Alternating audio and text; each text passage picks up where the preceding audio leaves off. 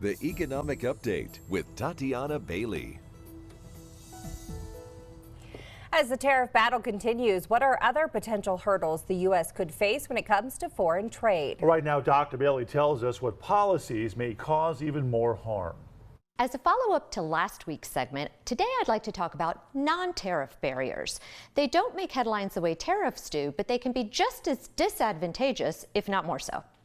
Tariffs, taxes U.S. importers pay, are visible, measurable, and sometimes negotiable. Non-tariff barriers, on the other hand, are often disguised as domestic policy and difficult to challenge. Non-tariff barriers are trade restrictions that don't come in the form of a tax, but rather a policy, procedure, or regulation. As an example, China can impose licensing requirements like special permits, which can be hard to get, import quotas, which limit the quantity of a good from the U.S., subsidies for domestic producers, embargoes, which are prohibitions on the import of certain goods, such as China has done with key minerals and rare earths necessary for semiconductor manufacturing and advanced weaponry. To be fair, all countries have both tariff and non-tariff barriers, and the U.S. heavily utilized both during its decades of climbing the economic ladder. The most famous time period being the Smoot-Hawley tariffs, which are universally blamed for the severity and length of the Great Depression, as U.S. trade fell by more than 60%. Another concern is intellectual property theft, which adds yet another layer of unfair competition. It's hard to quantify these hidden costs, but estimates suggest that non-tariff barriers are as costly, if not more so,